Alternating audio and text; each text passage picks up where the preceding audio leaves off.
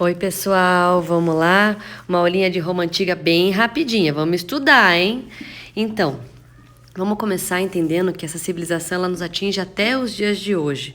Só que para poder compreender certinho a Roma Antiga, tem que saber que essa civilização passou por 3 períodos. Primeiro começou com monarquia, depois foi para república, daí foi para império. Vamos na monarquia, né? Todo mundo já viu essa imagem aí da loba alimentando os meninos, que vai ser o início dessa mega cidade que vai chegar a 1 milhão de habitantes, isso antes de Cristo. Na época da monarquia, temos basicamente a definição da sociedade e já existia lá na monarquia o senatorium, que vem de senil, ancião, velho. O monarca, né, que era assessorado pelos senadores, ele vai ser deposto pelos senadores. O último rei de Roma vai ser o Tarquínio Soberbo. E esses senadores vão assumir o poder, iniciando então a fase mais importante do nosso estudo, que é a fase republicana. Essa fase republicana ela vai ser marcada pela junção do Senado com algumas magistraturas, aonde temos 5 principais: questor, edil, pretor, censor e o mais importante que era o cônsul. O cônsul que agia em número de 2, né? Eram 2 cônsules todo ano que eram eleitos. Esses cônsules, a grande maioria vinha de camada patrícia. A sociedade romana estava dividida em patrícios, plebeus, clientes e, logicamente, escravo, né? A grande maioria da população romana estava ali desprestigiada no setor político, que eram os plebeus. Começa durante a República Romana as lutas dos plebeus pelos seus direitos, e essas lutas começam, na verdade, com greves. Os plebeus eles se retiraram para o Monte Aventino e eram os plebeus que faziam tudo, que construíam, que limpavam, que criavam os animais. Roma, na fase republicana, ainda não tinha um número expressivo de escravos. Os escravos, a grande maioria, eram por dívidas. Os soldados, por sua vez, alguns eram clientes, mas também a grande maioria era de plebeus. E deu certo essas conquistas. Foi ao longo de muito tempo, mas vieram as conquistas onde as principais foram, né? Eles ganharam o tribuno da plebe, não venceram, foram 6.000 crucificados na Via Ápia. E essa vitória contra Espartacus deu chance para alguns generais ascenderem. Dentre os generais que vão ascender, a gente tem a figura do Pompeu. O Pompeu, junto com o Júlio César e junto com o Crasso, vão formar o primeiro triunvirato. Mas é o Júlio César que vai se destacar. Júlio César que conquistou a Gália. O Júlio César passou 7 anos guerreando, depois de ter conquistado a Gália. Enquanto isso, Pompeu fez a caveira dele com os senadores, já que o Pompeu era muito chegado aos senadores. E o Júlio César, então, consegue derrubar seus inimigos, vai chegar em Roma triunfante, e uma das coisas que ele fez, além de perdoar os inimigos, foi construir o seu fórum. Só que o Júlio César foi assassinado e com a morte dele vem o segundo triunvirato, com Marco Antônio, Otávio e Lépido. Sabemos que desse segundo triunvirato, o principal que vai ter destaque é justamente o sobrinho do Júlio César, o Otávio, que conseguiu se vingar da morte do tio barra pai, porque nessa época tinha uma adoção, né, que acontecia, conseguiu se vingar do Marco Antônio e foi juntando títulos ao longo de 17 anos, até que ele conseguiu o título de príncipes, primeiro cidadão de Roma, e cria o título de Augustus e vira imperador.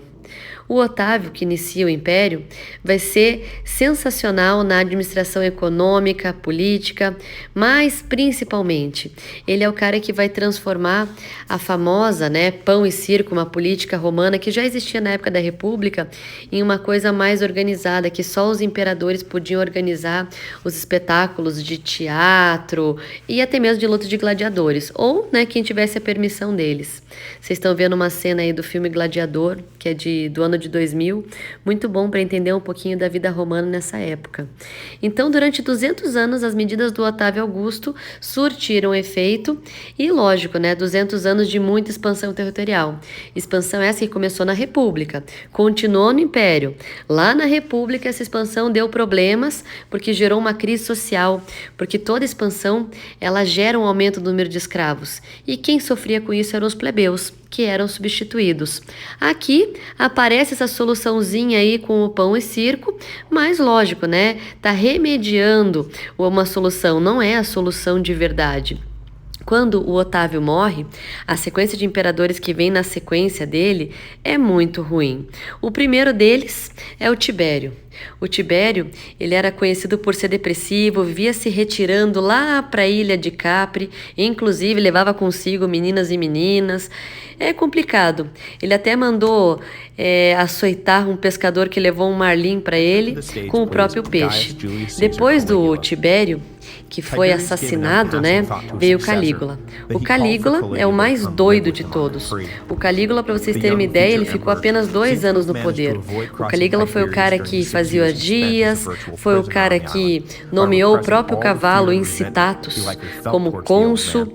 E o Calígula, ele é sobrinho-neto do Tibério. Ele era exagerado em tudo. Pra você ter uma ideia, em 3 dias de jogos, ele mandou executar 160 mil animais.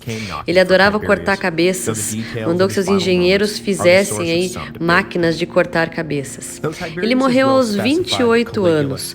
Morreu aos 28 anos esfaqueado pela própria guarda pretoriana que deveria fazer a sua segurança.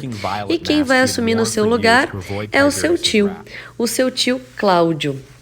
O Cláudio, ele governou por 13 anos.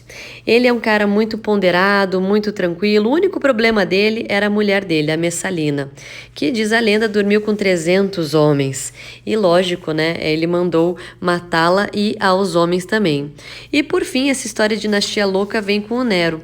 Famoso Nero que colocou aí fogo em Roma e também foi o grande perseguidor dos cristãos, que matou muitos cristãos crucificados, né, nas arenas, comidos vivos por leões.